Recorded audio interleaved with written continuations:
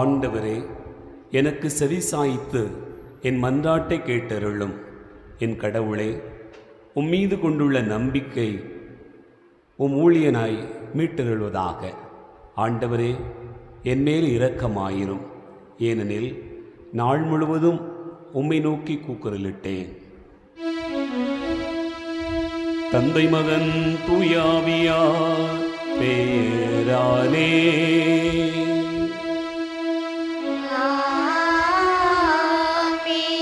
நம் ஆண்டவராகிய இயேசு கிறிஸ்துவின் அருளும் கடவுளின் அன்பும் தூயாவியாரின் நட்புறவும் உங்கள் அனைவரோடும் இருப்பதாக.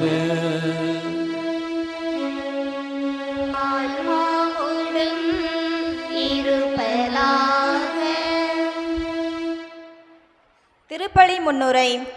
இறை இயேசுவில் பிரியமானவர்களே, இன்று நாம் பொது காலம் 21ஆம் ஞாயிறு திருப்பலியை சிறப்பிக்கின்றோம். இந்த ஞாயிறு திருப்பலிக்கு உங்கள் அனைவரையும் குழந்தை இயேசு அன்பிய குடும்பங்கள் சார்பாக அன்புடன் வரவேற்கின்றேன். இன்றைய வாசகங்கள் இறைவனை அறியவும் அன்பு செய்யவும் நம்பிக்கையில் நிலைத்திருக்கவும் அழைப்பு தருகின்றது. இன்றைய முதல் வாசகத்தில் இஸ்ரேல் மக்கள் இருமனதோராய் பிற இன தெய்வங்களை வழிபடுவதையும் நானும் என் வீட்டாரும் ஆண்டவருக்கே ஊழியம் புரிவோம் என்று கூறி மக்கள் அனைவரையும் ஆண்டவரின் பக்கம் திருப்பியதையும் எடுத்துரைக்கிறது. இரண்டாம் வாசகத்தில் கணவனுக்கும் மனைவிக்குமான உறவு, ஒருவரை ஒருவர் ஒற்றுமையிலும் அன்பிலும் கட்டி எழுப்பப்பட வேண்டும் என்றும் புனித பவுல் எடுத்துரைக்கிறார். நற்செய்தியில் பேதுரு வாழ்வு தரும் வார்த்தைகள் உம்மிடம்தானே உள்ளன என்று கூறி இறை வார்த்தையும் இறைவன் மீதும் நம்பிக்கை கொண்டு வாழ அழைக்கின்றார். எனவே அன்பானவர்களே, உறவின் உறுதிக்கு அடித்தளம் நம்பிக்கை, நம்பிக்கையின் அடித்தளம் உண்மை. உண்மையின் வடிவான இறைவனிடம் உறுதியான நம்பிக்கை கொண்டு இறை உறவிலும் அன்புறவிலும் வாழ இறைவனிடம் அருள் கேட்போம். மேலும் இன்றைய திருப்பலியை சிறப்பிக்கும் புனித குழந்தை இயேசு அன்பிய குடும்பங்களை இறைவன் ஆசீர்வதித்து வழிநடத்த அருள் கேட்டு இணைவோம். இறை இயேசுவின் அன்பின் பலியில். ஆண்டவர் இயேசு கிறிஸ்துவில் அன்பு நிறைந்த சகோதர சகோதரிகளை, இன்றைய திருப்பலியில் பின்வரும் கருத்துக்களுக்காக வேண்டிக் கொள்வோம். மிக்கேல் ராஜ் செல்வி ஒப்புடக்கூடிய நன்றி திருப்பலி இந்நாள் வரை குடும்பத்திற்கு இறைவன் செய்திருக்கக்கூடிய நன்மைகளுக்கு நன்றியாகவும், வரும் காலங்களில் இறைவன் தாமே தொடர்ந்து வழிநடத்தும்படியாகவும், அனைவருக்கும் உடல் உள்ள சுகத்தை தரும்படியாகவும், வெளிநாட்டில் வேலை செய்யும் கணவரை ஆசீர்வதிக்கும்படியாகவும், மகள் பாஸ்டினா, மகன் ஜோஸ்வா மற்றும் மகள் டேனியா அனைவரும் இறை பக்தியிலும் ஒழுக்கத்திலும் ஞானத்திலும் கல்வியிலும் சிறந்து விளங்கும்படியாகவும், ஊரிலும் உலகத்திலும் அமைதி நிலவும்படியாகவும், வேளாண்மை சிறக்கும்படியாகவும், நல்ல மழை பெய்யும்படியாகவும், பங்கு தந்தை அருட்சகருடைய உடல் உள்ள சுகத்திற்காகவும் புனித அந்தோணியார் வழியாக இப்பலியினை வேண்டிக் கொள்வோம். கேரளாவில் வாழும் அஜித் ரீனா குடும்பத்தாருக்கு இறைவன் செய்திருக்கக்கூடிய நன்மைகளுக்கு நன்றியாக வேண்டுவோம். இந்நாள் வரை இறைவன் செய்திருக்கக்கூடிய நன்மைகளுக்கு நன்றியாக தொடர்ந்து இறை ஆசிர் கிடைக்கும்படியாகவும், நோயற்ற வாழ்வையும் குடும்ப சமாதானத்தையும் தரும்படியாகவும், செய்யும் அனைத்து தொழில்களையும் இறைவன் ஆசீர்வதிக்கும்படியாகவும், குழந்தைகள் இறை ஞானத்தில் ஒழுக்கத்தில் கடவுளுடைய கட்டளைகளை கடைபிடித்து வாழும்படியாகவும், சகோதரியினுடைய குடும்பத்தை இறைவன் ஆசீர்வதித்து வழிநடத்தும்படியாகவும், பிள்ளைகளை ஆசீர்வதிக்கும்படியாகவும், தடையாக இருக்கக்கூடிய அனைத்து தடைகளும் நீங்கும்படியாகவும், பெற்றோருக்கு உள்ள உடல் உள்ள சுகத்தை ஆண்டவர் கொடுக்கும்படியாகவும், அனைத்து செயல்களிலும் இறையருள் தங்கும்படியாகவும், பங்கு தந்தை அருட்சகருடைய நலன்களுக்காகவும், கோடி அற்புத புனித அந்தோணியார் வழியாகவும், அன்னை மரியாள் வழியாகவும் இப்பலியிலே வேண்டிக் கொள்வோம். அந்தோணியம்மாள் அந்தோணி குடும்பத்தார் ஒப்புக்கொள்ளக்கூடிய நினைவு திருப்பலி, குடும்பத்தில் மரித்த கணவர் அந்தோணி அவர்களுடைய ஆன்மா இரவில் நித்திய இளைப்பாறுதல் அடையும்படியாகவும், மரித்த சீமான் சபரிமுத்து, சபரியம்மாள், திரவியம், மரியம்மாள், அருள், கமலம், இருதய மிக்கேலம்மாள், சபரியம்மாள் மற்றும் யாரும் நிலையதான் மக்கள் இரவில் நித்திய இளைப்பாற்றுதல் அடைய வேண்டுவோம். விஜய்குமார், சுரேஷ்குமார் ஒப்புக்கொள்ளக்கூடிய மரித்தோர் நினைவு திருப்பலி, மரித்த அப்பா அற்புதம் அவர்களுடைய ஆன்மா இரவில் நித்திய இளைப்பாறுதல் அடையும்படியாகவும், குடும்பத்தில் மரித்த சபரிமுத்து, மிக்கேலம்மாள், அந்தோணி, அன்னம்மாள், மரிய மிக்கேல், அந்தோணி, சேசம்மாள், ஏசம்மாள், சேசுராஜ், சுசையம்மாள், பிரேமிளா, ராசையா, அல்போன்சா, அந்தோணிமுத்து, எலிஸ், தனுஷ்ராஜ், அருளப்பன், அந்தோணிசாமி, சின்னராணி, எஸ் அந்தோணியாள், சோபியா, ஜோசப், சின்னப்பன், தர்மராஜ், பாப்பம்மாள் ஆகியோருடைய ஆன்மாக்களில் நிறுத்தி இளைப்பாறுதல் அடைய புனித அந்தோணியார் வழியாகவும் வேண்டிக் கொள்வோம். அன்புமிக்க சகோதர சகோதரிகளே, நம் திருமுழுக்கு நினைவாக நம்மீது தெளிக்கப்படும் தமது படைப்பாகிய தண்ணீரை புனிதப்படுத்தி அருளுமாறு நம் கடவுளாகிய ஆண்டவரை கெஞ்சி மன்றாடுவோமாக. அவரே நமக்கு உதவி அளித்து அன்று நாம் பெற்றுக்கொண்ட தூய ஆவிக்கு உண்மை உள்ளவர்களாக நிலைத்திருக்க அருள்வாராக. என்றென்றும் உள்ள எல்லாம் வல்ல இறைவா, வாழ்வின் ஊற்றும் தூய்மையின் தொடக்கமான தண்ணீரின் வழியாக மக்கள் புனிதமடைந்து நிலைவாழ்வின் கொடையை பெற வேண்டுமென்று திருவுளமானீர். இத்தண்ணீரை புனிதப்படுத்தி அருள உம்மை வேண்டுகிறோம். ஆண்டவரே, உமது நாளாகிய இன்று உமது அருட்காவலை பெற விரும்புகிறோம். வாழ்வழிக்கும் உமது அருளின் ஊற்றினை மேல் புதுப்பித்தருளும். இத்தண்ணீரினால் எங்கள் உள்ளத்தையும் உடலையும் தீமை அனைத்திலிருந்தும் காத்தருள்வீராக.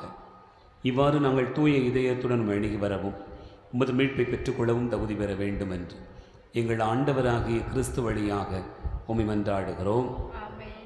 எல்லாம் வல்ல இறைவா, தண்ணீர் வளம்புறதில் உப்பிட வேண்டும் என்று இறைவாக்கினர் எலிசா வழியாக கற்பித்தீர். உமது படைப்பு பொருளாகிய இந்த உப்பை பரிவிரக்கத்துடன் புனிதப்படுத்தியுள்ள உம்மை தாழ்மையுடன் வேண்டுகிறோம். ஆண்டவரே, உப்பு கலந்து இந்த தண்ணீர் தெளிக்கப்படுகிற இடமெல்லாம் தீயோனின் தாக்குதல் அனைத்தும் தோல்வியுறச் செய்வீராக. மேலும் உம்முடைய தூய ஆவியார் உடனிருந்து எங்களை இடையராது காத்தருள வேண்டும் என்று எங்கள் ஆண்டவராகிய கிறிஸ்து வழியாக உம்மை மன்றாடுகிறோம். ஆமென்.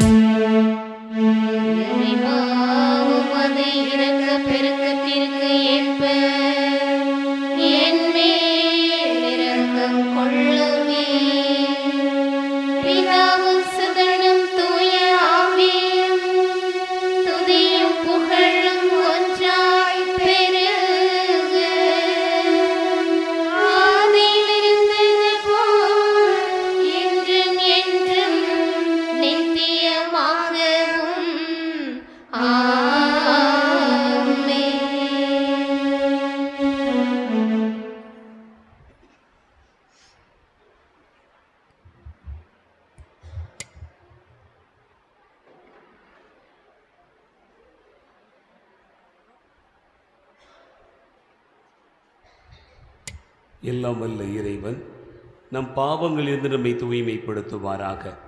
இந்த நற்கருணை கொண்டாட்டத்தின் வழியாக அவர் தம்முடைய ஆட்சியின் விருந்தில் பங்கு கொள்ள நம்மை தகுதி பெற செய்தருள்வாராக. ஆமென்.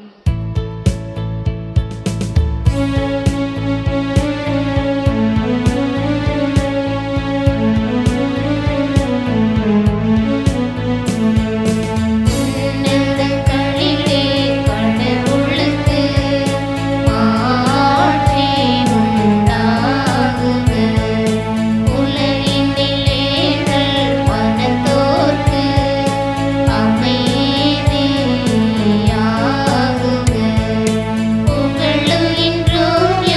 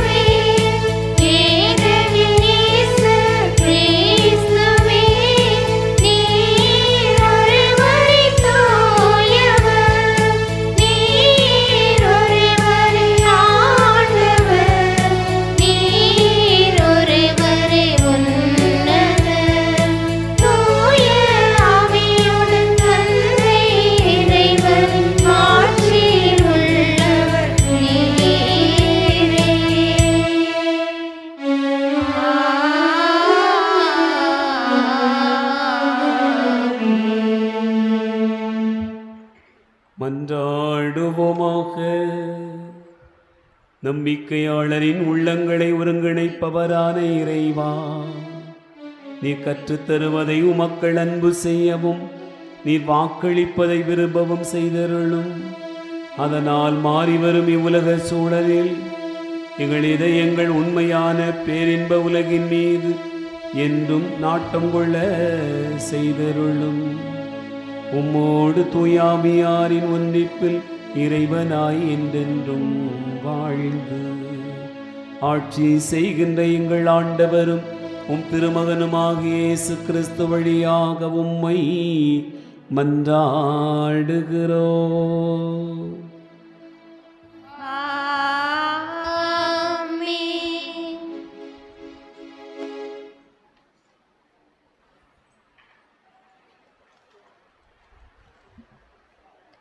முதல் வாசகம். நாங்களும் அவருக்கு ஊழியம் புரிவோம், ஏனெனில் அவரே எங்கள் கடவுள். யோசுவா நூலிலிருந்து வாசகம். அதிகாரம் 24. இறை வார்த்தைகள் 1 முதல் 2, 15 முதல் 17 மற்றும் 18. யோசுவா நூலிலிருந்து வாசகம். அதிகாரம் 24. இறை வார்த்தைகள் 1 முதல் 2, 15 முதல் 17 மற்றும் 18. அந்நாட்களில் செக்கேமில் யோசுவா இஸ்ரேலின் எல்லா குலங்களையும் ஒன்று கூட்டினார்.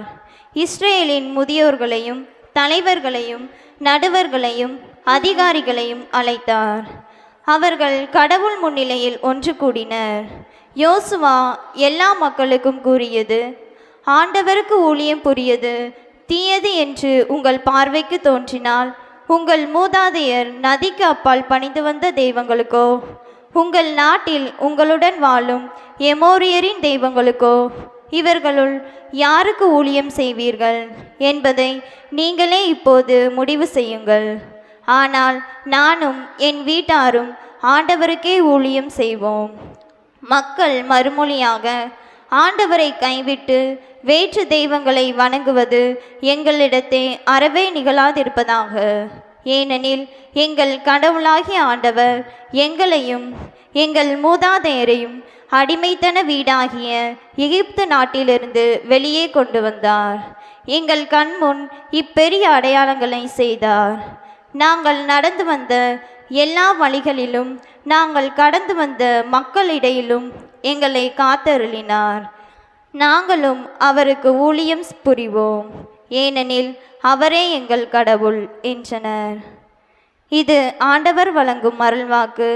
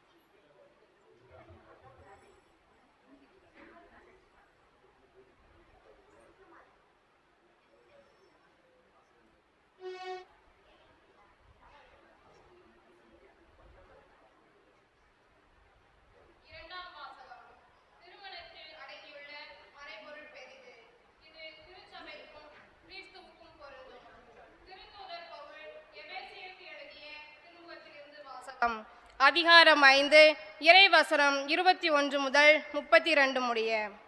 திருத்தூதர் பவுல் எபேசியருக்கு எழுதிய திருமுகத்திலிருந்து வாசகம். அதிகாரம் 5 இறைவசனம் 21 முதல் 32 முடிய.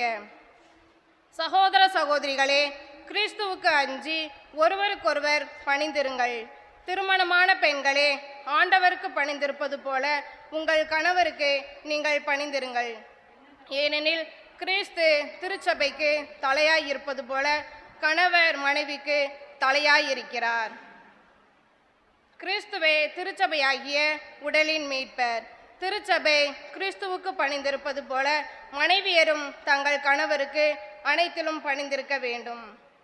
திருமணமான ஆண்களே, கிறிஸ்து திருச்சபை மீது அன்பு செலுத்தியது போல நீங்களும் உங்கள் மனைவியரிடம் அன்பு செலுத்துங்கள். ஏனெனில் கிறிஸ்து திருச்சபை மீது அன்பு செலுத்தி அதற்காக தம்மையே ஒப்புவித்தார். வார்த்தையாலும் நீரினாலும் அதனை கழுவி தூயதாக்குமாறு இவ்வாறு செய்தார். அத்திருச்சபை கரை திரையோ வேறு எக்குறையோ இல்லாமல் தூய்மையும் மாசற்றதுமாய் மாட்சியுடன் தம்முன் விளங்குமாறு இப்படி செய்தார். அவ்வாறே கணவர்களும் மனைவியரை தம் சொந்த உடல் என கருதி அன்பு செலுத்த கடமைப்பட்டிருக்கிறார்கள். தம் மனைவியின் மீது அன்பு கொள்கிறவர் தம் மீதே அன்பு கொள்கிறவர் ஆவார். தம்முடைய உடலை எவரும் வெறுப்பதில்லை, அதை பேணி வளர்க்கிறார். அவ்வாறே கிறிஸ்துவும் திருச்சபையை பேணி வளர்த்து வருகிறார். ஏனெனில் நாம் அவரது உடலின் உறுப்புகள். இதனால் கணவர் தம் தாய் தந்தையை விட்டுவிட்டு தம் மனைவியுடன் ஒன்றித்திருப்பார், இருவரும் ஒரே உடலாய் இருப்பர் என மறைநூல் கூறுகிறது. இதில் அடங்கியுள்ள மறைபொருள் பெரிது. இது திருச்சபைக்கும் கிறிஸ்துவுக்கும் பொருந்துவதாக கொள்கிறேன். இது ஆண்டவர் வழங்கும் அருள்வாக்கு.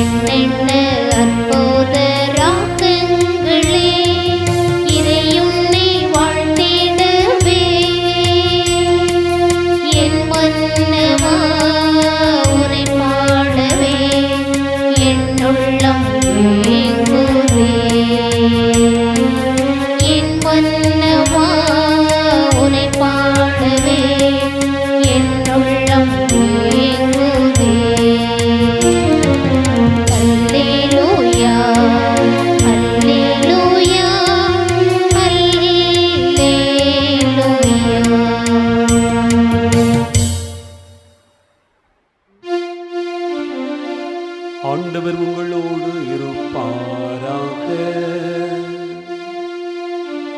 ஆன்மாவோடும் இருப்பாராக.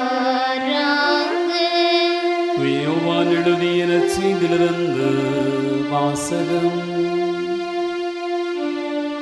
ஆண்டவரே, மாட்சி உமக்கே.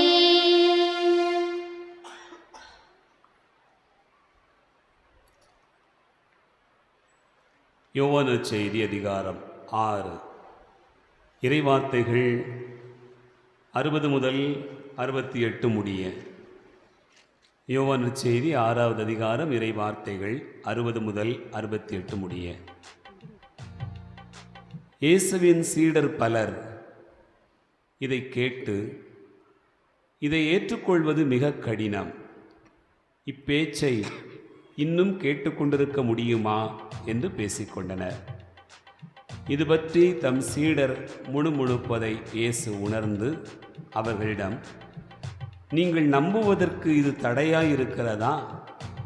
அப்படியானால் மானிட மகன் தாம் முன்பு இருந்த இடத்திற்கு ஏறிச் செல்வதை நீங்கள் கண்டால் அது உங்களுக்கு எப்படி இருக்கும்? வாழ்வு தருவது தூய ஆவியே, ஊனியல்பு ஒன்றுக்கும் உதவாது. நான் கூறிய வார்த்தைகள் வாழ்வு தரும் ஆவியை கொடுக்கின்றன.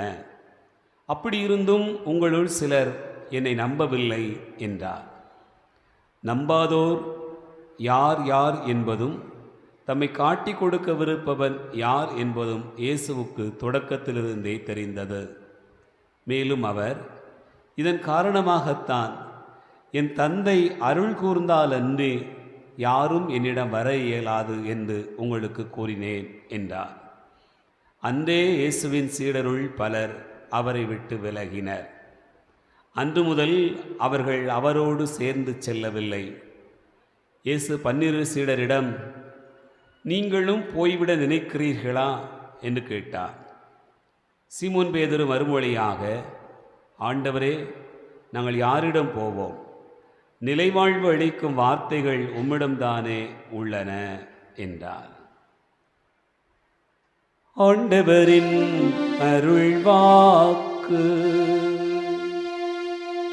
கிறிஸ்துவே உமக்கு புகழ்.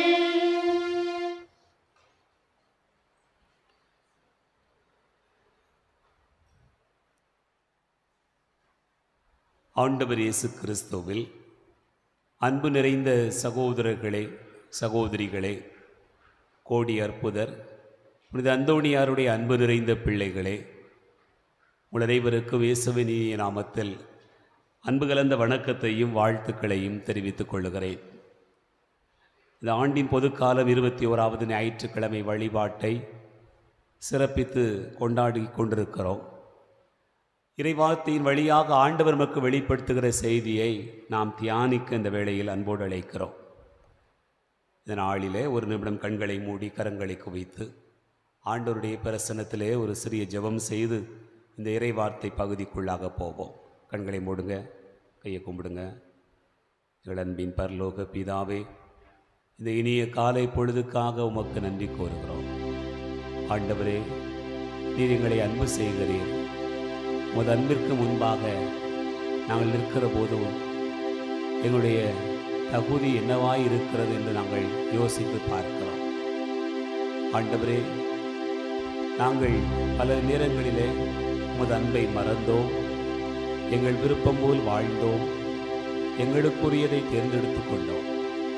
ஆனால் இந்த நாளிலே எதை நாங்கள் தேர்ந்தெடுப்பது, எப்படி வாழ்வது என்பதை குறித்த ஒரு சிந்தனையை இந்த நாளின் இறைவார்த்தையின் வழியாக எங்களுக்கு தரப்போகிறீர்.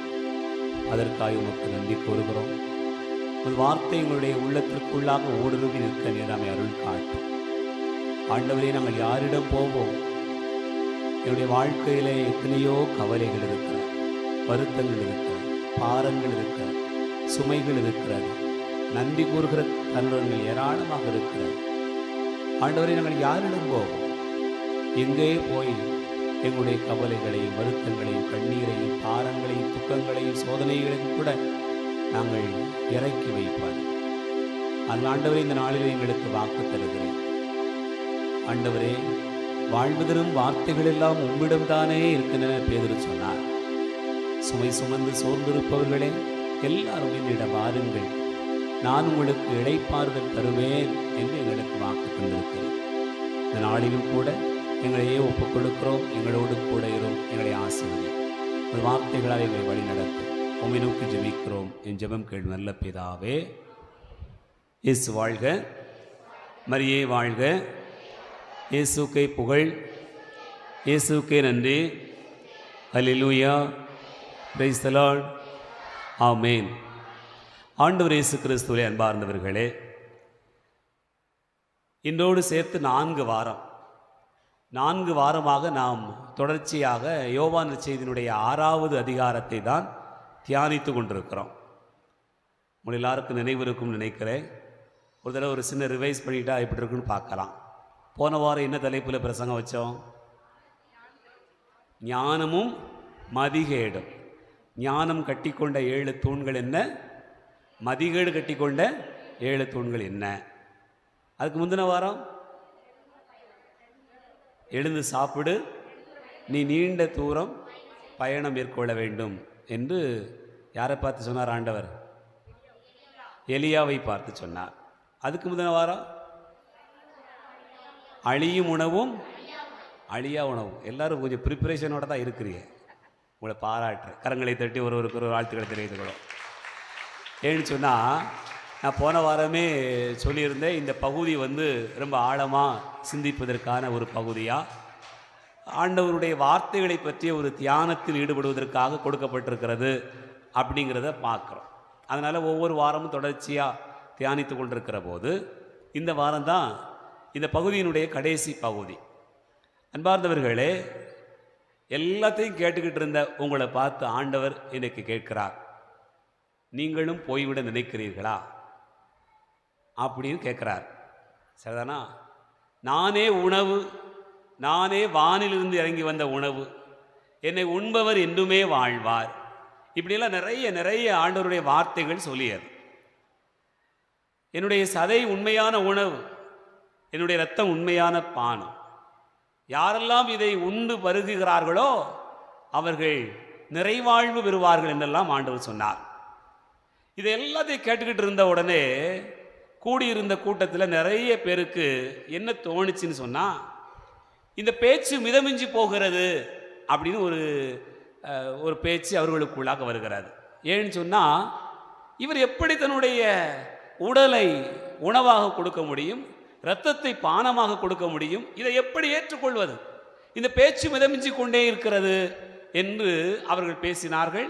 அவர்களுக்குள்ளாக முணுமுணுத்தார்கள். இதே போல இந்த அழியும் உணவு அழியா உணவை பற்றி நம்ம பேசும்போது அவர்களுக்குள்ளாக அவர்கள் முணுமுணுத்தார்கள். என்ன முணுமுணுத்தார்கள்? எகிப்திலே இருந்திருந்தால் எப்படி நல்லா சாப்பிட்ருக்கலாம், பானை பக்கத்தில் உட்காந்து கறியும் சோறும் சாப்பிட்டுட்டே உட்காந்துருக்கலாமே அப்படின்னு அவங்க நினச்சிக்கிட்டு இருந்தாங்க. இப்போ இவ்வளவும் பேசி முடித்த பிறகு அவர்களுக்குள்ளாக என்ன கேள்வி வருகிறதுன்னு சொன்னால், இதை எப்படி ஏற்றுக்கிட முடியும் அப்படிங்கிற ஒரு முணுமுணுப்பு வருகிறது. இப்போ ஆண்டவர் இயேசு சொன்ன இந்த வார்த்தைகளெல்லாம் கேட்குற போது உங்களுக்கு முணுமுணுப்பு வருதா, ஆசையாக இருக்கா? என்னவா இருக்கு? காலையில் சாப்பிட்டது மாதிரி ஞாபகம் வருதா, அல்லது வேற மாதிரி யோசனை வருதா?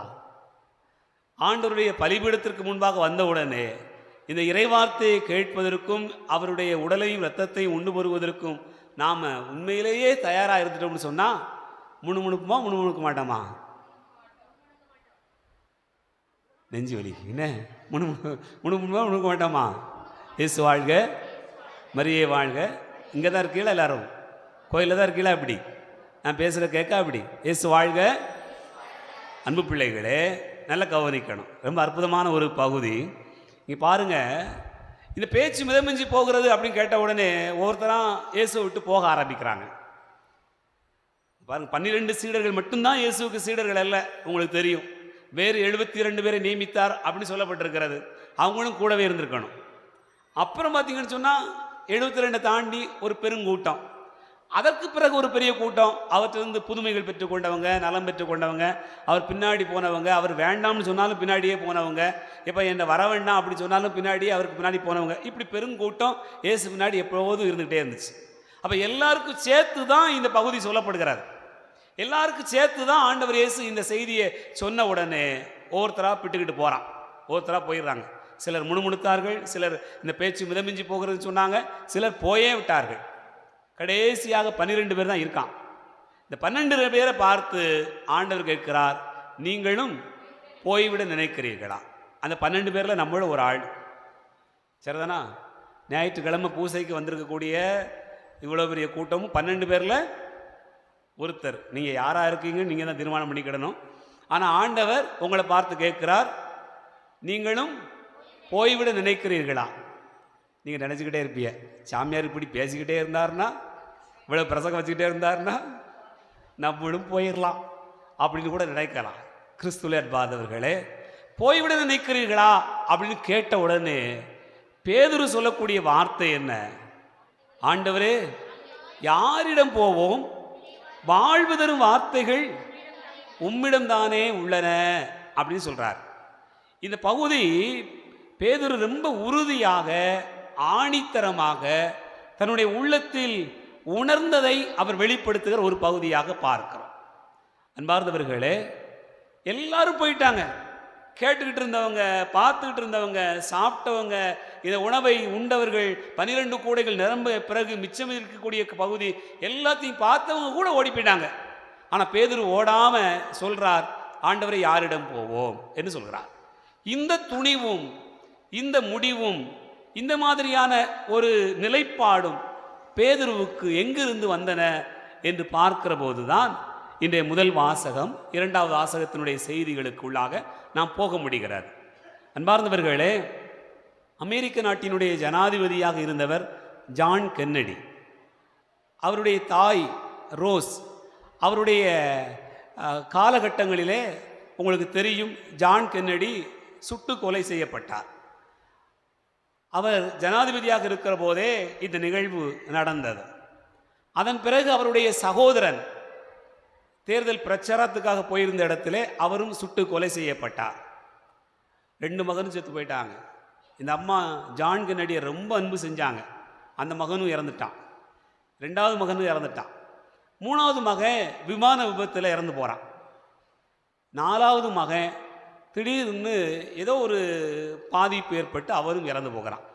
இப்படி 4 பிள்ளைகளை பறிகொடுத்த தாய் அந்த அம்மாட்ட போய், இப்படி தொடர்ச்சியாக நிறைய இழப்புகளை சந்திச்சிருக்கீங்களம்மா, உங்களுக்கு வருத்தமா இல்லையா, கவலையா இல்லையா, இதை பற்றி நீங்கள் என்ன நினைக்கிறீங்க அப்படின்னு கேட்ட உடனே அந்த அம்மா சொன்னாங்க, இத்தனை வேதனை மிகுந்த இந்த காலகட்டத்தில் என்னுடைய விசுவாசத்தை காப்பாற்றிய கருணை மிகுந்த இந்த கடவுள் நிச்சயமாக வரக்கூடிய காலங்களில், வரக்கூடிய நாட்களில் என்னுடைய பிரமாணிக்கத்தை, நான் அவர் மீது கொண்டிருக்கக்கூடிய அன்பை பாதுகாத்துக் கொள்வதற்கு ஏதாவது செய்திட மாட்டாரா அப்படின்னு அந்த அம்மா சொன்னாங்களாம்.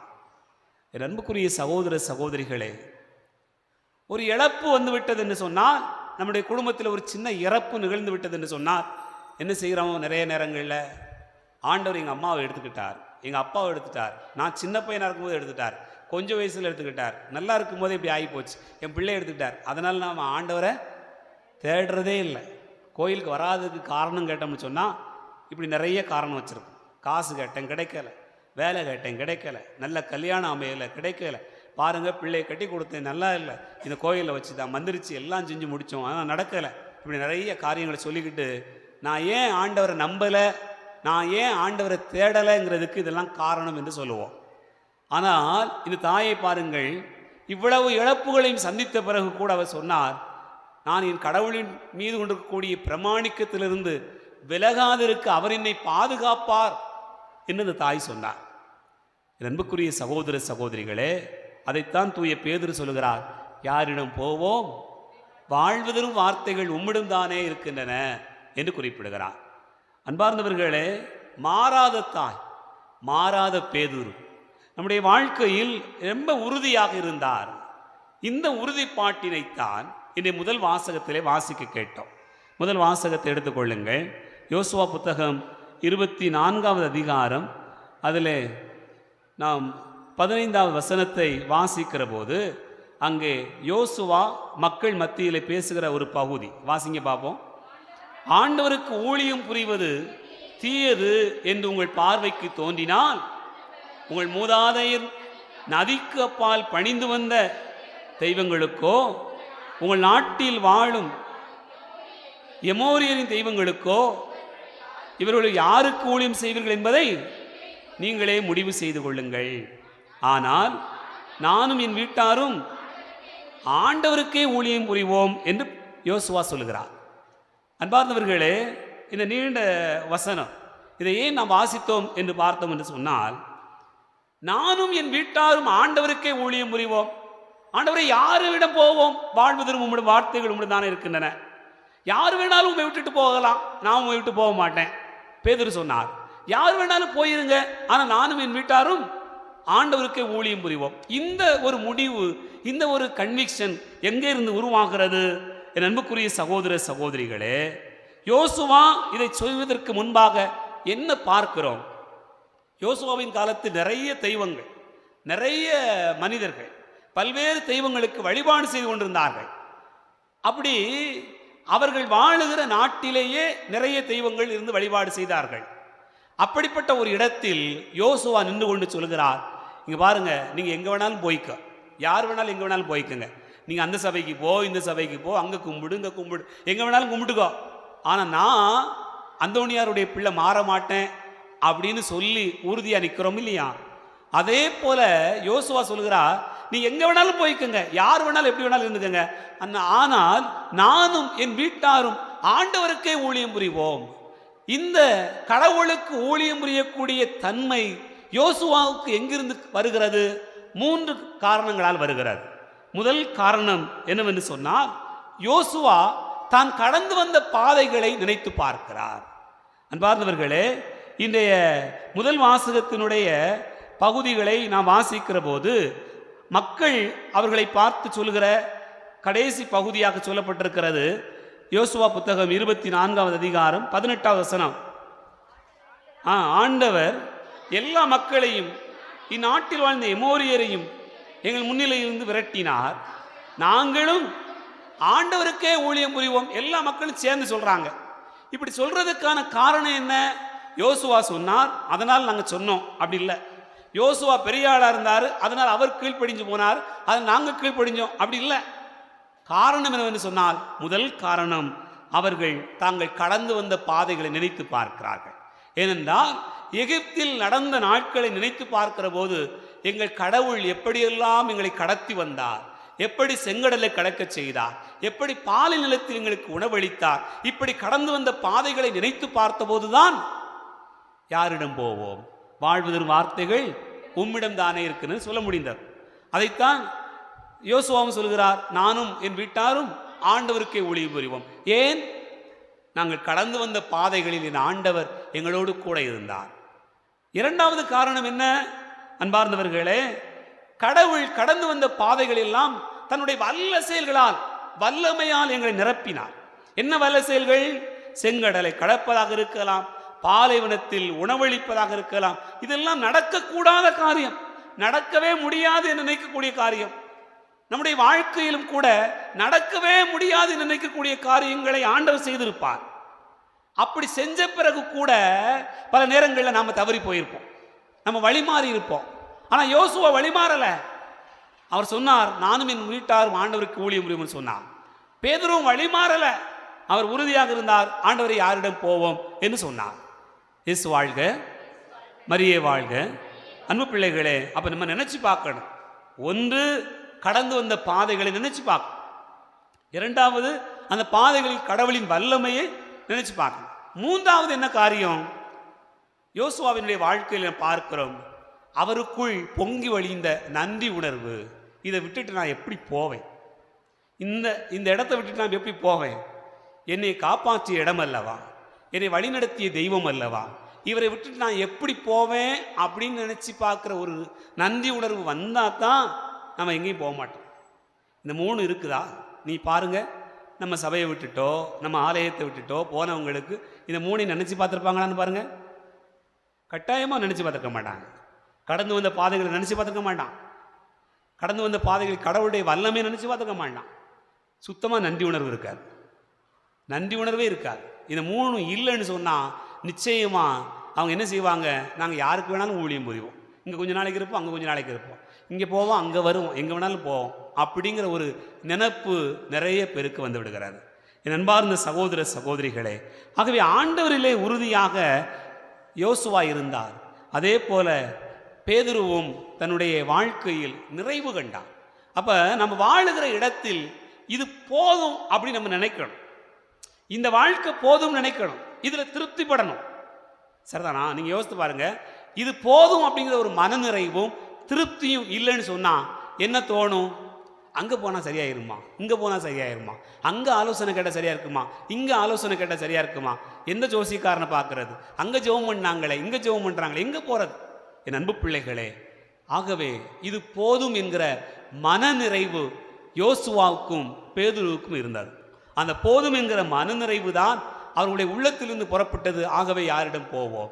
நானும் இது வீட்டாரும் ஆண்டவருக்கு ஊழியம் புரிவோம் என்று சொன்னார்கள். நீ நினைச்சு பாருங்க, நான் நிறைய நேரங்களை யோசித்து பார்க்கறது உண்டு. இந்த ஐடி ஃபீல்டில் வேலை பார்க்குற ஒரு சகோதரர்கிட்ட பேசிக்கிட்டு இருக்கும்போது, டேய் ஏண்டா இந்த கம்பெனியை விட்டு அடுத்த கம்பெனிக்கு நீ போகலை அப்படின்னு சொன்னால், ஃபாதர் அடுத்த கம்பெனிக்கு போனால் இங்கே வாங்குறதை விடவும் எனக்கு ஒரு 25,000 சம்பளம் கூட தான் கிடைக்கும், இல்லைன்னு சொல்கிறதுக்கு இல்லை. நார்மலாக என்ன செய்வோம், இங்கே 1 லட்ச ரூபா சம்பளம் கிடைக்கும், இன்னொரு இடத்துல 1,5 லட்ச ரூபா சம்பளம் கிடைக்குன்னா எங்கே போவோம்? 1,5 லட்ச ரூபா யார் கொடுக்கானோ அவங்க தான் போவோம். நம்ம தோட்டத்தில் வேலை பார்க்கோம், ஒரு ஆள் ஒரு நாளைக்கு 250 ரூபா கொடுக்காரு. திடீர்னு ஒரு ஆள் கொஞ்சம் ரேட்டை ஏற்றி 280 ரூபா கொடுத்தா எங்கே போவோம்? 280 ரூபா எங்கே கொடுக்காங்களோ அங்கே தான் போவோம். இதுதான் நார்மல் நடக்கும். அதே போல் அந்த வீட்டில் அந்த ஐடி ஃபீல்டில் வேலை பார்க்குற தம்பி அப்படி தான் சொன்னான். அப்போது நான் இங்கே தான் பார்த்துருக்கேன், நான் அந்த கம்பெனிக்கெலாம் போகலை, நான் எனக்கு 1 லட்ச ரூபா போதும், அப்போ இது போதும் அப்படின்னு நினைக்கிறவங்க திருப்தியாக வாழ்வாங்க. தன்னுடைய வாழ்க்கையில் இது போதும் அப்படின்னு ஒரு மனநிறைவில் இருப்பாங்க. கூட ஒரு 10,000 ரூபா கொடுக்குறாங்க அப்படிங்கிறதுக்காக போனால் அதுக்கு பிறகு வேலை எப்படி இருக்கும், கஷ்டம் எப்படி இருக்கும், நீ நடந்து வந்த பாதைகள், இதெல்லாம் நம்ம நினச்சி பார்க்காத ஒரு சூழ்நிலையாக இருக்கும். என் அன்புக்குரிய சகோதர சகோதரிகளே, ஆகவே தான் நம்முடைய வாழ்க்கையை பார்க்கிறோம். பேதுரு முழுக்க முழுக்க நிறைவு கொண்டார், ஆகவே ஆண்டவரில் நம்பிக்கை கொண்டிருந்தார் என்று பார்க்கிறோம். இன்றைக்கி பாருங்கள், நிறைய நேரங்களில் மக்கள் சில இடங்களில் வாழுகிற பகுதிக்கு போய் பார்க்கலாம். இப்போ நேற்றைக்கு ஆசிரியர்கள் எல்லாம் சேர்ந்து ஏற்காடு போயிருந்தோம். அந்த பகுதிக்கு போயிட்டு வந்தப்போ நாங்கள் மலைவாழ் மக்களை பார்க்குறேன். அன்பார்ந்தவர்களே, நமக்கு தமிழ் நிலங்களை குறிஞ்சி, முல்லை, மருதம், நெய்தல், பாலை அப்படின்னு சொல்லி பிரிச்சிருந்தாங்க. இப்போ எல்லா இடங்களும் எல்லா வசதியும் இருக்கா? நம்ம ஊரில் இருக்கக்கூடிய செல்ஃபோன் வசதி போல் எங்கே வேணாலும் எப்போ வேணாலும் போய்க்கலாம் அப்படி தொடர்பு இருக்குதா? மலைப்பகுதிக்கு போனீங்கன்னு சொன்னால் கொஞ்சம் தூரம் ஏறினோடனே நம்ம ஆளுக்கு ஐயோ டவர் கிடைக்கல, ஐயோ ஒன்றுமே இல்லை, ஒன்றுமே ரீச் ஆகலை, யாரும் எங்கே பேச முடியாது, ஃபுல்லாக டவரே போச்சு, ஃபோனே பண்ண முடியாது, அப்படி ஆச்சு. அப்போ இந்த காட்டுக்களை வாழ்கிறவங்க எந்த வசதியும் இல்லை. டேய் இங்கே வாங்கடா, ஊருக்குள்ளே வாங்க, ஊரில் எப்படி தியேட்டர் இருக்குது, எவ்வளோ வெளிச்சம் இருக்குது, எப்படி மக்கள் எப்படி வாழ்கிறாங்க, இங்கே வாங்க அப்படின்னு சொன்னால் அவங்க என்ன சொல்லுவாங்க? இந்த காடே போதும், இந்த வீடே போதும், இந்த அருவியே போதும், இந்த மலையே போதும். அன்புக்குரிய சகோதர சகோதரிகளே, யாரிடம் போவோம்? வாழ்வதும் வார்த்தைகள் உம்மிடம் தானே இருக்கின்றன, உம்மிடத்தான் இருக்கு, அதுவே போதும். ஆண்டவரை நீர் தருகின்ற உணவே போதும், நீர் தருகின்ற இடமே போதும், நாங்கள் எங்கள் வீட்டார் எல்லாமே இங்கேயே வாழ்வோம், உமக்காய் வாழ்வோம். அதுதான் யோசுவா பேதுரு சொன்னது. அப்படிப்பட்ட ஒரு நிறைவை, மன நிறைவை நான் வாழுகிற இடத்தில் பெற வேண்டும் என்பதுதான் இறைவாக்கு நமக்கு கற்றுத்தருகிற பாடம். இந்த அடிப்படையில் இந்த 2வது வாசகத்துக்கு வாங்க, உங்களுக்கு ரொம்ப தெளிவாக புலப்படும். 2வது வாசகம் எபேசியருக்கு எழுதப்பட்ட திருமுகத்திலிருந்து எடுக்கப்பட்டிருக்கிறது. இந்த பகுதியிலே கணவர் மனைவியினுடைய நடத்தை பற்றிய பகுதியை தூய பவுலடியார் நமக்கு வெளிப்படுத்துகிறார். அதனால் இது கணவன் மனைவி வாழ்க்கை ரொம்ப இனிமையானதாக நிறைவுள்ளதாக இருக்குன்னு சொன்னால் நீங்கள் 2 காரியம் செய்யணும். தூய பவுல் சொல்கிறார், 2 காரியம் செஞ்சால் போகணும். ஆனால் 2 காரியம் செய்கிறதுக்கு உங்களுக்கு ஒன்று வேணும். என்ன அன்பார்ந்தவர்கள், என்ன தேவைப்படுகிறது? இவள் எனக்கு போதும், இவன் எனக்கு போதும், அப்படி திருப்தியாக வாழணும். இயேசு வாழ்க, மரியே வாழ்க. அப்படிப்பட்ட ஒரு வாழ்க்கை இருந்தால் தான் நீங்கள் ஆண்டவருக்குரியவர்களாக இருக்க முடியும். பல நேரங்களில் அவள் மூக்கு சரியில்லை, அவள் வாய் சரியில்லை, கல்யாணம் பண்ணிட்டு வந்த பிறகு தான் எல்லாமே தரும். அது சரியில்லை, இது சரியில்லை, அவன் ரொம்ப வாய் பேசான், அது சரியில்லை, இப்படி ஏதாவது ஒரு காரணம் சொல்லிக்கிட்டே இருப்போம். பாருங்க, கணவன் மனைவியினுடைய உறவு நீடிக்கணும்னு சொன்னால் எனக்கு இவள் போதும், இவன் போதும் என்கிற அந்த மனநிறைவு. ஆண்டவரை யாரிடம் போவோம்? வாழ்வதும் வார்த்தைகள் உம்மிடம் தானே இருக்கின்றன அப்படிங்கிற ஒரு திருப்தி பட்டு கொண்டார் அல்லவா? அந்த மனநிறைவு இருந்தால் தான் நிறைய நேரங்களை பார்க்க முடியும். நினச்சி பாருங்க, எனக்கு தெரிஞ்ச ஒரு சகோதரர், அவர் ஒரு வண்டி வச்சிருக்கிறார். அந்த லாரியில் தான் எல்லா பொருளையும் கொண்டு போகிறார், வரார், எங்கேனாலும் போயிட்டு வருவார். மதிய சாப்பாட்டுக்கோ அல்லது எங்கேயாவது வாய்ப்பு கிடைச்சுன்னா கட்டாயம் சாப்பிட்றதுக்கு வீட்டுக்கு வந்துடுவார். இப்போ அவரை பார்த்து கேட்குறேன், ஏன்னே போன இடத்துல எங்கேயாவது ஒரு இடத்துல சாப்பிட்டு விட்டு கடையில் வேலையை சாப்பிட்டு வேலையை பார்த்து போக வேண்டியதுனே. இல்லை சாமி, அப்படிலாம் கிடையாது, வீட்டுக்கு வந்துடுவேன். இங்கே பக்கத்தில் தானே சுற்றிட்டு இருக்கேன், வீட்டுக்கு வந்து சாப்பிட்டு போயிடுவோம். ஏன் அப்படி சொல்கிறீங்க? இல்லை, அவள் எனக்கு சோறு போடுற தெய்வம், அவள் இல்லைன்னு எனக்கு சோறு இல்லை, எனக்கு வாழ்க்கையே இல்லை, அவள் தான் எல்லாம். அன்பாதவர்கள், நம்ம நினச்சி பார்க்குறேன், அந்த அம்மாவையும் அந்த அண்ணனையும் பார்த்தோம்னு சொன்னால் பாரதூரமான வித்தியாசம் இருக்கும். அந்த அக்கா எப்படி கோவப்படும்னு நமக்கு தெரியல, ஆனால் அப்படிப்பட்டவங்க இருப்பாங்க. ஆனால் பார்த்தோம்னு சொன்னால் அவர் தன் மனைவியிடத்திலேயே இது போதும் என்கிற ஒரு மனநிறைவு கொள்கிறார் அல்லவா, அந்த நிறைவைத்தான் தூய பவுலடியார் கொண்டாடணும்னு சொல்றார். அப்படி நிறைவு கண்டாதான் நீங்க என்ன செய்வீங்க? 2 காரியம் செய்வீங்க. ஒன்று, உங்கள் கணவருக்கு நீங்கள் பணிந்திருப்பீர்கள், உங்கள் மனைவிக்கு நீங்கள் பணிந்திருப்பீர்கள். இந்த மனநிறைவு இல்லைன்னு சொன்னா பணிஞ்சிருப்போமா? பயங்கரமான ஒரு கேள்வியை கட்டுப்பட்டேன், யாரும் பதில் சொல்ல முடியாத கேள்வி. இயேசு வாழ்க, மரியே வாழ்க. கணவன் மனைவியை நீங்கள் அன்பு செய்தால், நீங்கள் வாழுகிற இந்த வாழ்க்கையில் நீங்கள் மனநிறைவோடு இருந்தால் என்ன செய்வீங்க? பணிந்திருப்பீர்கள், நிச்சயமாக பணிந்திருப்பீர்கள். அவ சொல்லிட்டான் சரி, அவங்க சொல்லிட்டாங்க சரி, அப்படிங்கிற ஒரு கீழ்ப்படிதல் உங்களுடைய வாழ்க்கையிலே தொடர்ந்து கொண்டே போகும். அதே போல நீங்கள் மனதிருப்தியோடு வாழ்ந்தீர்கள் என்று சொன்னால் 2வது செய்யக்கூடிய காரியம் என்ன? நீங்கள் ஒருவரை அன்பு செய்வீர்கள். எந்த சூழ்நிலையும் அன்பு செய்வீர்கள். அவங்க எப்படி இருந்தாலும் அன்பு செய்வீங்க. உங்களுடைய உடலை நேசிப்பது போல உங்கள் மனைவியருடைய உடலையும் உங்கள் கணவருடைய உடலையும் நீங்கள் நேசிப்பீர்கள். அப்படிப்பட்ட ஒரு அன்பை நீங்கள் கொண்டிருக்க வேண்டும் என்பதுதான் தூய பவுல் நமக்கு வெளிப்படுத்துகிற செய்தியாக பார்க்கிறோம். அன்பார்ந்தவர்களே, ஆகவே தோற்றத்தில் அல்ல, வெளி அடையாளங்களில் அல்ல, உள்ளார்ந்த விதத்தில் நீங்கள் ஆண்டவரை ஏற்றுக்கொள்ளணும். என் உள்ளத்திற்குள்ளாக ஆண்டவரே வாழ்வு தரும் வார்த்தைகள் உம்மிடம்தானே இருக்குன்னு சொல்லணும். என்னுடைய உள்ளத்திற்குள்ளாக அதே போல யோசுவா சொன்னது போல நானும் என் வீட்டாரும் ஆண்டவருக்கே பணிந்திருப்போம்னு சொல்லணும். அப்படிப்பட்ட ஒரு துணிவை ஆண்டவர் இந்த நாளில் நமக்கு தருகிறார். அதனால் நினச்சி பார்ப்போம். எனக்கு செய்தியை நம்ம ஒரு சுருக்கமாக பார்த்தீங்கன்னு சொன்னால், அன்பார்ந்தவர்களே, ஆண்டவர் கேட்கிறார், நீங்களும் போய்விட நினைக்கிறீர்களா அப்படி கேட்ட உடனே பேதுரு நான் போக மாட்டேன்னு சொல்கிறார். யோசுவாவும் நான் போக மாட்டேன்னு சொல்கிறார். போக மாட்டேன்னு சொல்கிறதுக்கு காரணம் 3. 1, கடந்து வந்த பாதைகளை நினைத்து பார்த்தேன். 2வது, கடவுளின் வல்லமை நினைத்து பார்த்தேன். 3வது, நன்றி உணர்வு மேலோங்கி இருப்பார். இந்த 3ஐயும் நம்முடைய குடும்ப வாழ்க்கைக்குள் ஒப்பிட்டு பார்த்தோம் என்று சொன்னால், கணவன் மனைவி மனதிருப்தியோடு வாழ வேண்டும் என்று சொன்னால் வாழ்ந்தால் என்ன நடக்கும்? பணிந்திருப்போம், அன்பு செய்வோம். இதை 2ஐயும் நாம் கைக்கொள்கிற போதுதான் பேதுரு சொன்ன அந்த நினைவுகள் நம்முடைய கண்களுக்கு முன்பாக வந்து செல்கிறது. அன்புக்குரியவர்களே, நம் உள்ளத்திற்குள்ளாக ஆண்டவரை மையப்படுத்துவோம். அவர் மீது கொண்டிருக்கக்கூடிய அன்பிலே நிலைத்திருப்போம். அதுதான் நம்மை வாழச் செய்யும் என்கிற நிலையில் நாம் தொடர்ந்து பயணிக்க இப்பலியிலே மன்றாடுவோம். இறைவனை ஆசீர்வதிப்பார். ஆமென். எழுந்து நிற்போம். நம்முடைய நம்பிக்கை அறிக்கையிடுவோம்.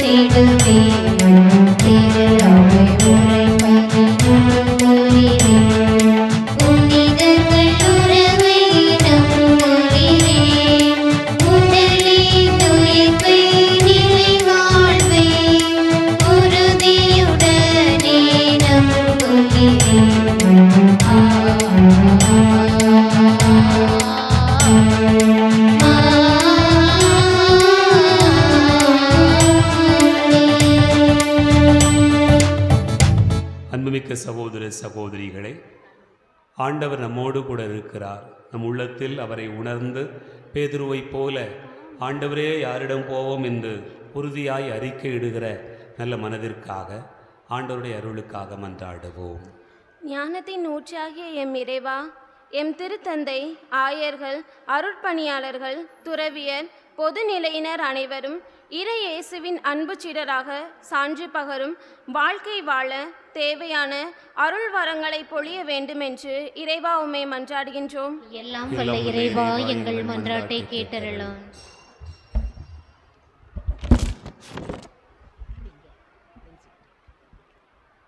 வாழ்வை வழங்கும் வல்லலே எம் இறைவா, எங்கள் நாட்டிலும் உலகிலும் மறைமுகமாகவும் நேரடியாகவும் தொடர்ந்து வருகின்ற பொருளாதார ஏற்றத்தாழ்வுகளும் ஜாதி மத இன வேறுபாடுகளும் அழிந்து மக்கள் அனைவரும் ஒற்றுமையோடும் சமாதானத்தோடும் வாழ அருளை தர வேண்டுமென்று இறைவா உம்மை மன்றாடுகிறோம். எல்லாம் வல்ல இறைவா, எங்கள் மன்றாட்டை கேட்டருளும்.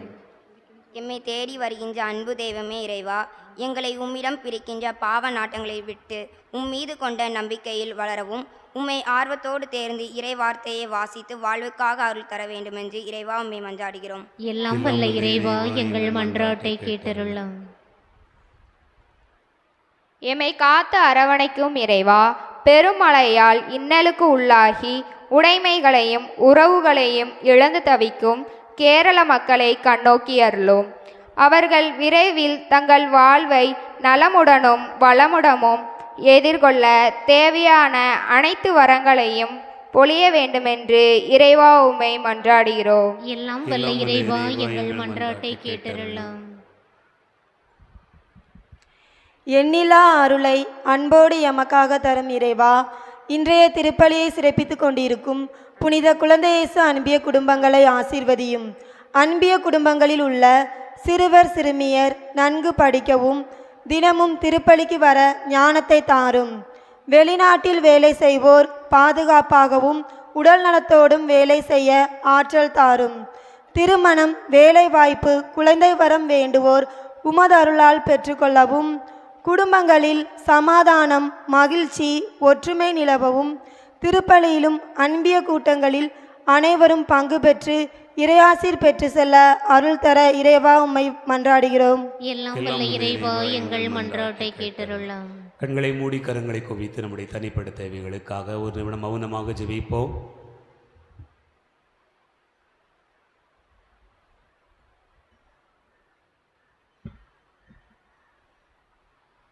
அன்பு தந்தை இறைவா, உமது பிள்ளைகள் நம்பிக்கை கொண்டு உமது பாதத்தில் எடுத்து வைத்திருக்கக்கூடிய வேண்டுதல்களை கனிவோடு கண்ணோக்குவீராக. எங்களுக்கு தேவையான ஆசீர்வாதங்களை தாரும். குடும்பங்களிலே அமைதி சமாதானத்தை தாரும். பொருளாதார தேவைகளை சந்தையும், கல்வி அறிவு ஞானத்தை படிக்கிற பிள்ளைகளுக்கு கொடும். இளையோருக்கு வேண்டிய ஆசீர்வாதங்களை தாரும். வெளிநாட்டிலே வெளியூர்களிலே வேலை செய்கிற அனைத்து பிள்ளைகளையும் ஆசீர்வதித்தருளும். செய்கிற விவசாயத்தை ஆசீர்வதித்தருளும். நல்ல மழையை செழிப்பை ஆண்டவர் நீதாமை கொடுப்பீராக. எங்கள் பகுதியெல்லாம் உமக்குரிய பகுதிகளாக மாற நீதாமை கிருபை செய்வீராக. நாளும் பொழுதும் உம்மை தேடி உம்மிலே நிறைவு காணுகிற வாழ்வை எங்களுக்கு தருவீராக. மனப்போராட்டங்கள், கவலைகள், குடும்பத்திலே புரிதல் இல்லாத தன்மைகள், பிள்ளைகள் பெற்றோருக்கு இருக்கக்கூடிய உறவு நிலை பாதிப்புகள், இன்னும் உறவுகளுக்குள்ளாக இருக்கக்கூடிய பல்வேறு விதமான சிக்கல்கள், நிலம் சம்பந்தமான போராட்டங்கள், பிரச்சனைகள் எல்லாமே உமது அன்பினால் நிறைவு செய்யப்பட சரியாக ஆண்டவரை இதுதாமை கிருபை செய்திரும்படியாய் ஜெபிக்கிறோம். இப்பலியிலே ஒன்றாக இணைந்து வந்து வேண்டுகிற எல்லா பிள்ளைகளுடைய உள்ளத்து உணர்வுகளையும் இதாமே ஆய்ந்தறிந்து ஆசீர்வதித்து வழிநடத்தும்படியாக ஆண்டவர் இரட்சகருமான இயேசுவின் பெயரால் உம்மை மன்றாடுகிறோம். ஆமென்.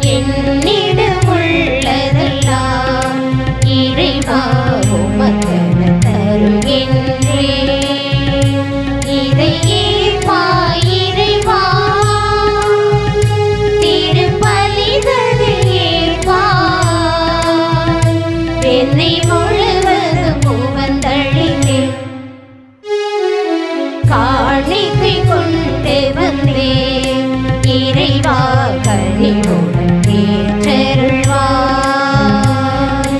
என்னிடம் உள்ளதெல்லாம் இறைவா உமக்கென தருகின்றேன்.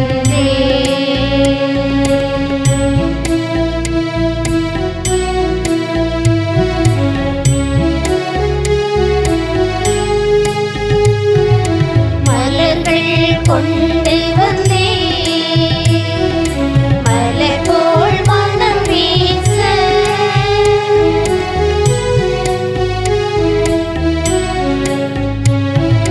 மலர்கள் கொண்டு வந்தேன், மலர் போல் மனம் வீச.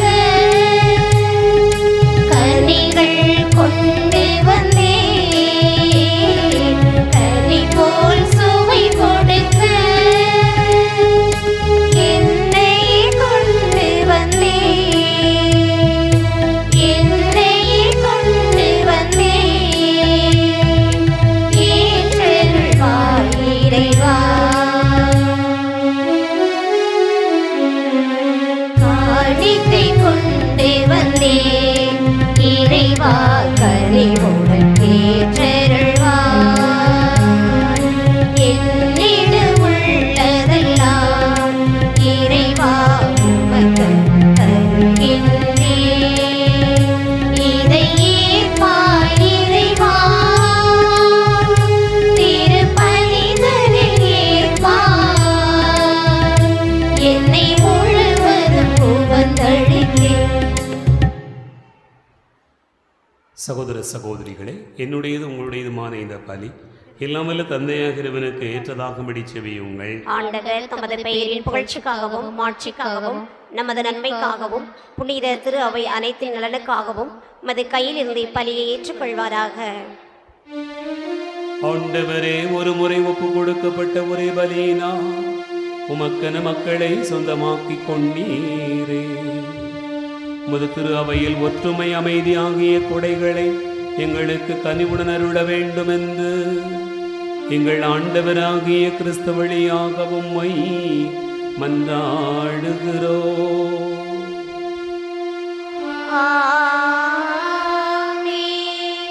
ஆண்டவர் உங்களோடு இருப்பாராக. ஆன்மாவோடும் இருப்பாராக.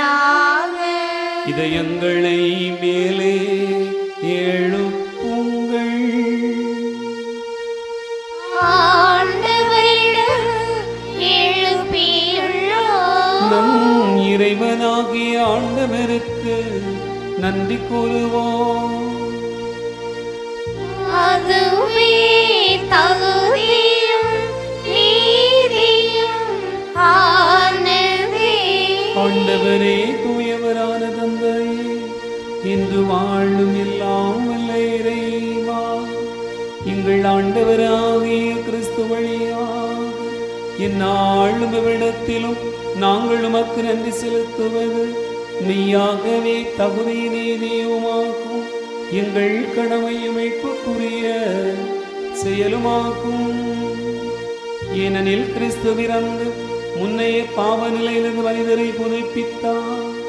பாடுபட்டு எங்கள் பாவங்களை அழித்தார்.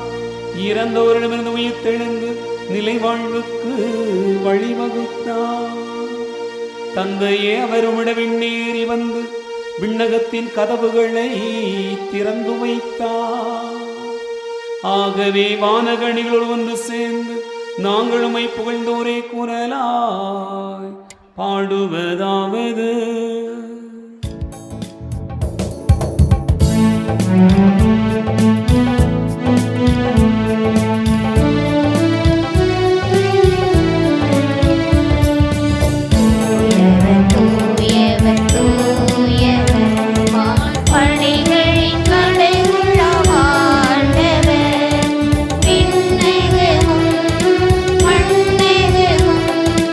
உமது வாழ்ச்சியால் நிறைந்துள்ள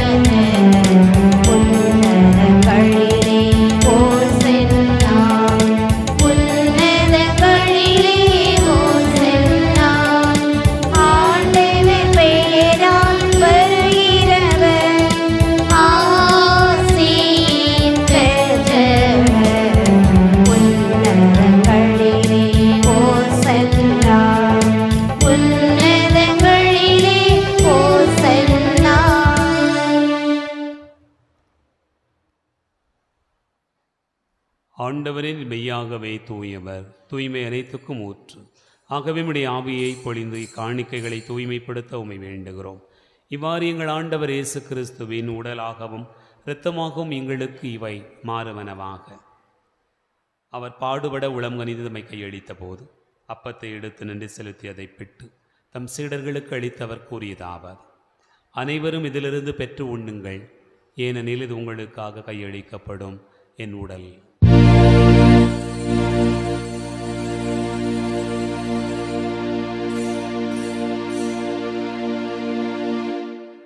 அவண்ணமே இரவு விருந்து அருந்திய பின் கிண்ணத்தை எடுத்து மீண்டும் உமக்கு நன்றி கூறி தம் சீடர்களுக்கு அளித்தவர் கூறியதாவது: அனைவரும் இதிலிருந்து பெற்று பருகுங்கள், ஏனெனில் இது புதிய நிலையான உடன்படிக்கைக்குரிய என் இரத்தத்தின் கிண்ணம். இது பாவ மன்னிப்புக்கென்று உங்களுக்காகவும் பலருக்காகவும் சிந்தப்படும். இதை நினைவாகச் செய்யுங்கள்.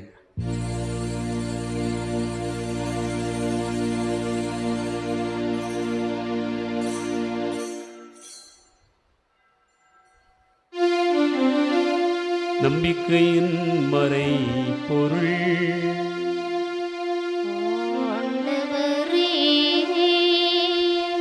நீர் வருமளவும் உமது இறப்பினை அறிக்கையிடுகின்றோ,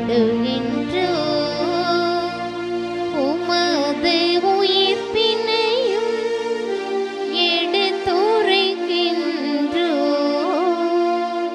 ஆகவே ஆண்டவரை நாங்கள் கிறிஸ்துவின் இறப்பினை உயிர்ப்பினை நினைவு கூர்ந்து வாழ்வு தரும் அப்பத்தையும் மீட்பளிக்கும் கிண்ணத்தையும் உமக்கு ஒப்புக் கொடுக்கிறோம்.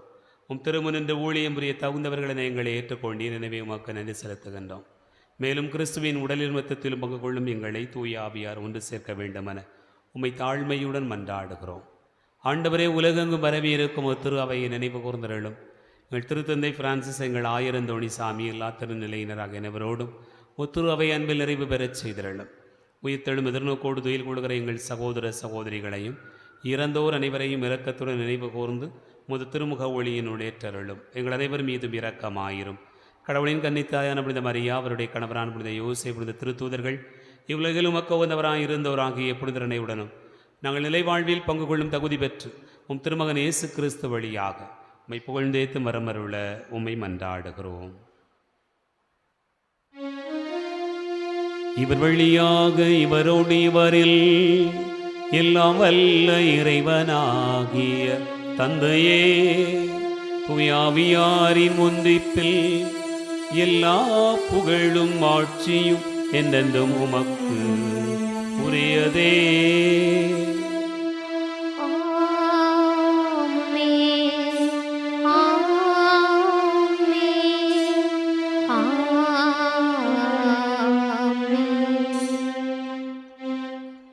நம் ஆண்டவர் இயேசு கிறிஸ்து கற்றுக் கொடுத்தவாறு விண்ணக தந்தை நோக்கி ஜெபிப்போம். விண்ணுலகில் இருக்கிற எங்கள் தந்தையே, உமது பெயர் தூயதென போற்ற பெறுக. உமது ஆட்சி வருக. உமது திருவுளம் விண்ணுலகில் நிறைவேறுவது போல மண்ணுலகிலும் நிறைவேறுக. எங்கள் அன்றாட உணவை இன்று எங்களுக்கு தாரும். எங்களுக்கு எதிராக குற்றம் செய்வோரை நாங்கள் மன்னிப்பது போல எங்கள் குற்றங்களை மன்னியும். எங்களை சோதனைக்கு உட்படுத்தாதேயும், தீமையிலிருந்து எங்களை விடுவித்தருளும். ஆண்டவரே, தீமை அனைத்திலிருந்தும் எங்களை விடுவித்து எங்கள் வாழ்நாளில் அமைதியை கனிவுடன் அருள உம்மை மன்றாடுகிறோம். உமது இரக்கத்தின் உதவியால் எங்கள் பாவத்திலிருந்து எப்போது விடுதலை பெற்று யாதொரு கலக்கவுமின்றி நலமாயிருப்போமாக. நாங்கள் எதிர்நோக்கி இருக்கும் பேரின்பத்துக்காகவும் எமிட்பராக இயேசு கிறிஸ்துவின் வருகைக்காகவும் காத்திருக்கின்றோம். ஏனெனில் ஆட்சியும் வல்லமையும் ஆட்சியும் என்றென்று உமதே. ஆண்டவரே இயேசு கிறிஸ்துவை, அமைதி உங்களுக்கு விட்டுச் செல்கிறேன், என் அமைதியை உங்களுக்கு தருகிறேன் என்றும் திருத்தூதர்களுக்கு மொழிந்தீரே. எங்கள் பாவங்களை பாராமல் முது திருவை நம்பிக்கையை கண்ணோக்கி முது திருவிழத்திற்கு ஏற்பதற்கு அமைதி ஒற்றுமையும் அளித்தருள்வீராக. என்னென்று வாழ்ந்து ஆட்சி செய்கின்றவர் நீரே. ஆமென். ஆண்டவருடைய அமைதி உங்களுடன் இருப்பதாக.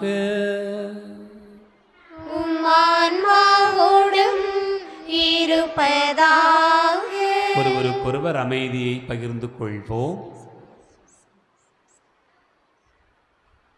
உலகின் பாவங்களை போக்கும் இறைவனின் செம்மறியே, எங்கள் மேல் இரக்கமாயிரும். உலகின் பாவங்களை போக்கும் இறைவனின் செம்மறியே, எங்கள் மேல் இரக்கமாயிரும். உலகின் பாவங்களை போக்கும் இறைவனின் செம்மறியே எங்களுக்கு அமைதி அளித்தருளும்.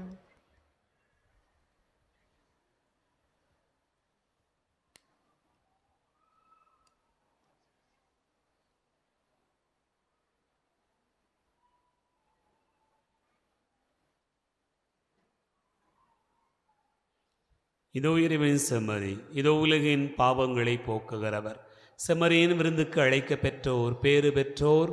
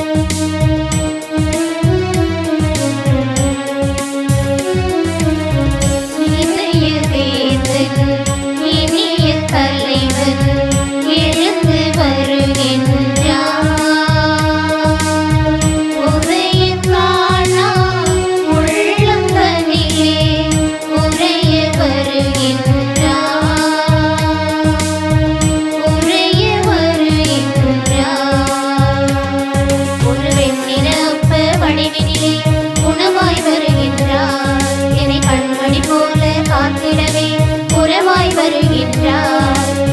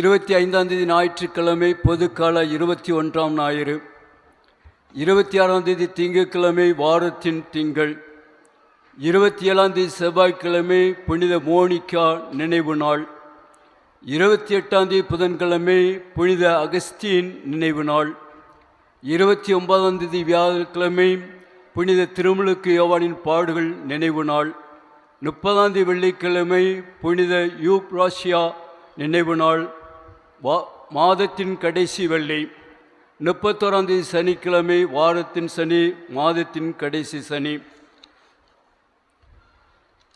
1 ஞாயிற்றுக்கிழமை பொதுக்கால 22 ஞாயிறு. ஆண்டவர் இயேசு கிறிஸ்துவில் அன்பு நிறைந்த சகோதர சகோதரிகளே, மீண்டும் ஒரு முறை உங்கள் அனைவருக்கும் அன்பு கலந்த வணக்கத்தை வாழ்த்துக்களையும் தெரிவித்துக் கொள்கிறேன். இந்த நாளிலே திருப்பலியை சிறப்பித்தவர்கள், குழந்தையை சந்தித்துச் சேர்ந்த இறை மக்கள், நேற்றைய தினமே ஆலயத்தை சுத்தம் செய்து வழிபாட்டிற்கான தயாரிப்பு செய்து நாம் அனைவரும் இணைந்து ஜெபிப்பதற்கான நல்ல சூழ்நிலை ஏற்படுத்தி கொடுத்திருக்கிறார்கள். ஆகவே குழந்தையை சந்தித்திருக்கக்கூடிய பொறுப்பாளர்கள், உறுப்பினர்கள், வழிகாட்டிகள் அனைவருக்கும் நம்முடைய நெஞ்சார்ந்த நன்றிகளை கரம் தட்டி அன்போடு கூட தெரியப்படுத்திக் கொள்வோம். வருகின்ற ஞாயிற்றுக்கிழமை திருப்பலியை வியாகுல அன்னை அன்பியத்தார் சிறப்பிக்க கேட்டுக்கொள்ளப்படுகிறீர்கள். திருப்பலியை சிறப்பிக்கும் விதமாக ஆலயத்தை சுத்தம் செய்து வழிபாட்டிற்கான தயாரிப்பு செய்ய அன்போடு நினைவூட்டுகிறேன்.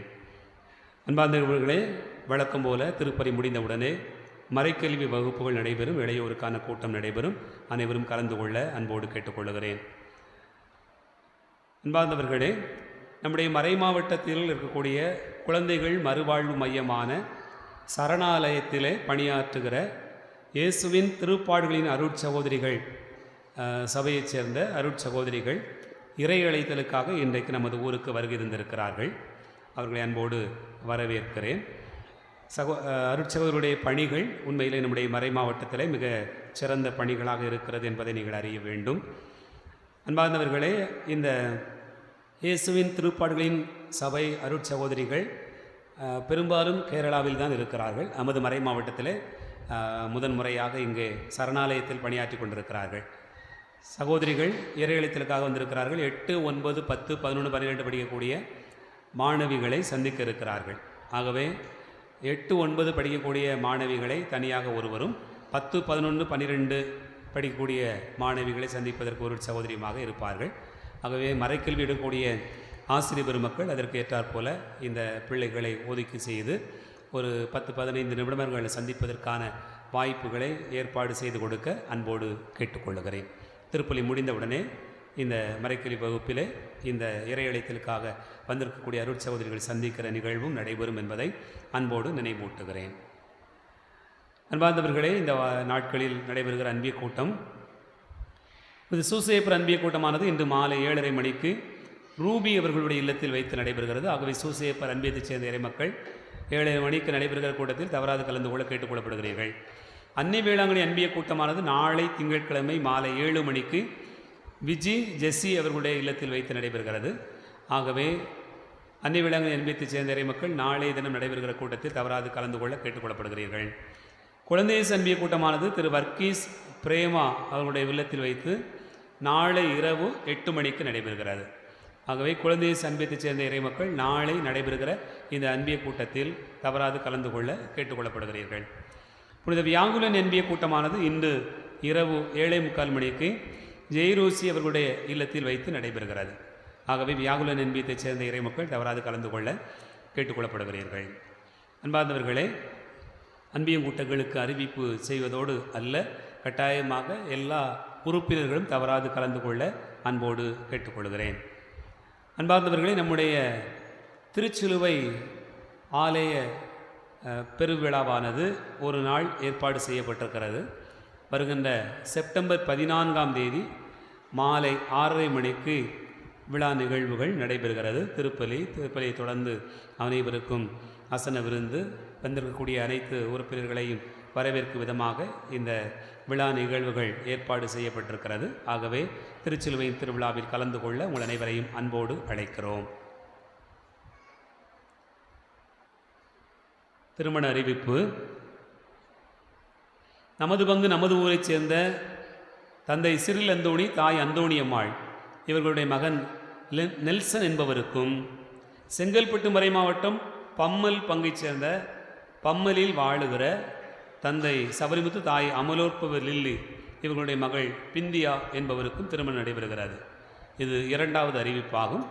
இத்திருமணத்தின் தடைகள் இருப்பின் பங்கு தந்தையிடம் தெரிவிக்க வேண்டியது இறை மக்களுடைய கடமையாகும். இந்த நாட்களிலே பிறந்தநாள் கொண்டாடுகிற பிள்ளைகளை வாழ்த்துவோம். இப்பொழுது அந்தோணியார் அன்பியத்தைச் சேர்ந்த சில்வஸ்டர் ரெஜினா மேரி அவர்களுடைய குழந்தை டெலினாண்டோ, அந்தோணியார் அன்பியத்தைச் சேர்ந்த அலெக்ஸ் நித்யா அவர்களுடைய குழந்தை நிதிக்ஸா பிறந்த நாள்களை கொண்டாடுகிறார்கள். பிள்ளைகளை வாழ்த்துவோம். கரங்களை தட்டி அவர்களுக்கு நம்முடைய வாழ்த்து தெரிவிப்போம்.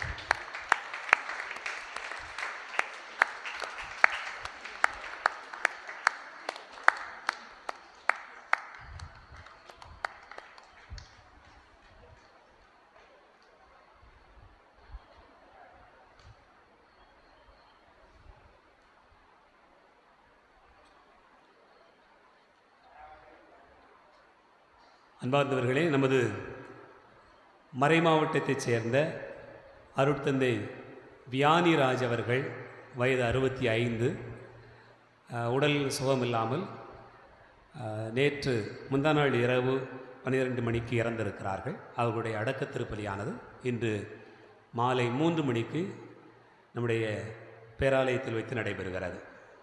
ஆகவே அவருக்காக ஜெபிக்க முடிந்தவர்கள் கலந்து கொண்டு இந்த இறுதிச் சடங்கு திருப்பலி கலந்து கொள்ள அன்போடு அழைக்கிறோம். எழுந்து நிற்போம். ஆண்டவருக்கு நன்றி கூறுவோம். மன்றாடுவோமாக. ஆண்டவரே, உமது இரக்கத்தின் விருந்து எங்களுக்கு முழுமையான நலன் தரும் மருந்தாய் செயல்பட உம்மை வேண்டுகிறோம். அதனால் நாங்கள் உமது இரக்கத்தில் முழுமையாக நிலை பெற்றிருந்து அனைத்திலும் உமக்கு உகந்தவர்களாயிருக்க தகுதி பெற வேண்டும் என்று எங்கள் ஆண்டவராகிய கிறிஸ்து வழியாக உம்மை மன்றாடுகிறோம்.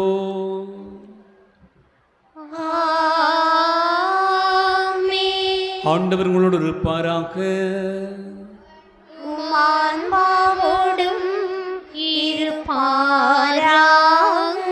எல்லாம் வல்ல இறைவன் தந்தை, மகன், தூயாவியார் உங்களை ஆசீர்வதிப்பாராக.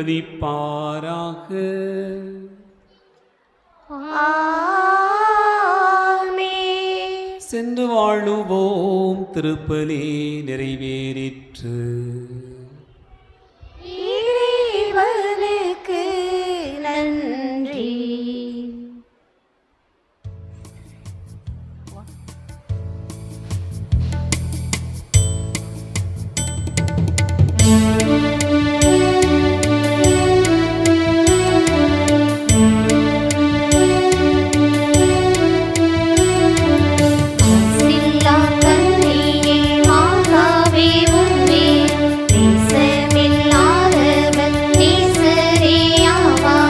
வாழ்க வாழ்க வாழ்க மரியே.